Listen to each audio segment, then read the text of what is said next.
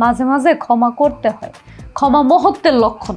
বুঝতেছো না কেন? অগরে ছাড়া যাইব না, অগরে ছাড়লে ঝামেলা আছে, ওরা উল্টা আমার বিরুদ্ধে ষড়যন্ত্র করব। তুমি আরবে যেই মাইর মারছো ওই জীবনে আর তোমার বিরুদ্ধে যাইব না। আর মান্নারে আমি সাইজ করতেছি। খবরদার বউ, এই কথার মুখ দিয়ে জানি কোনদিন না বাইরে। তোমার ওই বেয়াদব মান্নারে সাইজ করতে হইব না। সাইজ তো দূরের কথা, তুমি আর কোনদিন ওর সামনেই যেতে পারবা না। তোমার নায়ক স্বামী পান্না এখনো বাইচা আছে, এখন তুমি আমারে যাইতে দাও। ঠিক আছে, আমি যাবো না মান্নারে সাইজ করতে, কিন্তু তুমিও এখন বাইরে যাইবা না। আল্লাহ রে আল্লাহ, আমার বউ এটা কি শুরু করলো?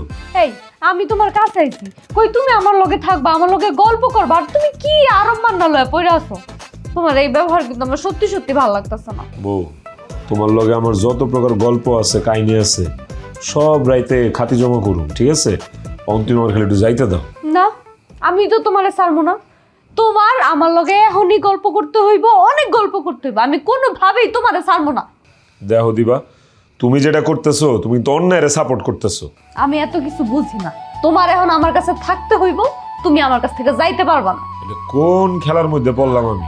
জান, আমি যে 2 দিন ছিলাম না, তোমার আমার ছাড়া থাকতে কষ্ট হয় নাই? কি কো তুমি? এটা কি তোমার আমার মুখে কয়া বুঝাইতে হইব আমার কি কষ্ট হইছে?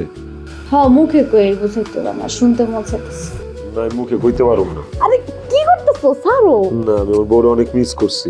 হইছে, বুঝছি, ছাড়ো। না, আমি ছাড়তে পারবো না। আচ্ছা বুঝছি মিস করছো, ছাড়ো।